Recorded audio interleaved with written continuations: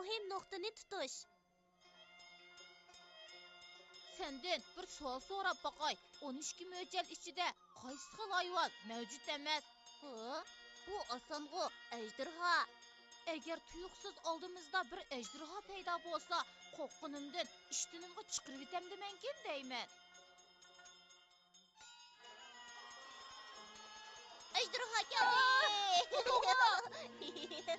Bu degan ejderhaning modeli. Uning inki ostida bir tal go'har turdi-ku.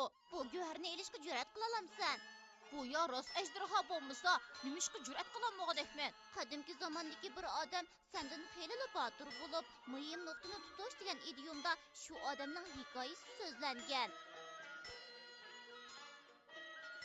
Uzun zamanlar ilgari Huanghe daryosi bo'yida bir oillik kishilar yashagan bo'lib, ular qumush o'rib hamda tikkuchilik qilib kun kechirdikan.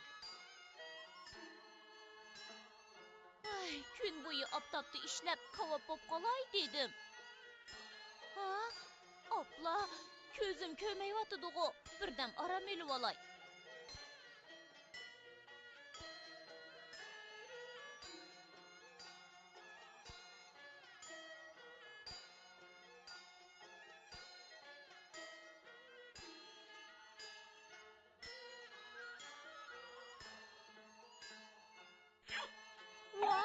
Agar rostila ashundoq ko'p oltin bo'lsa, shu oltinlarni qezib qo'llarim teshilib ketsa-mu mayli edi. Ha, rost, dadam daryoning tagida nurg'un unchi marvoyit bor deganda qilyotdi.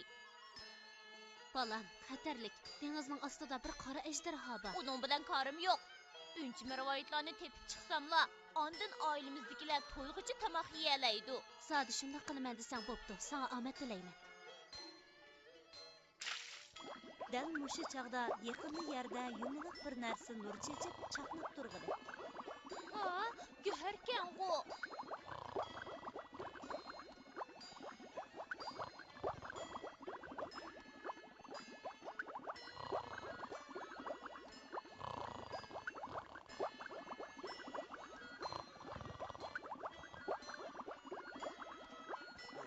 Meni uyg'otishga berilgan qaysing?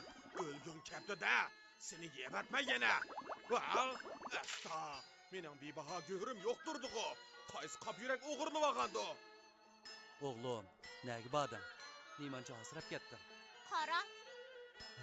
Tangrim, bu go'harkan-ku. O'g'lim, qani ayta. Buni nerdan topdim? Bu ejderha yenida ep yuradigan go'har. Bu ejderhaning inki ostidagi go'harkanda. O'g'lim, nemishqa unda xatarlik ishni qiladigansan deyman. Dada, men bu go'harni setib, oilamizni yaxshi kunga erishtiraman. Cho'ng bo'psan, o'g'lim. Yaraysan.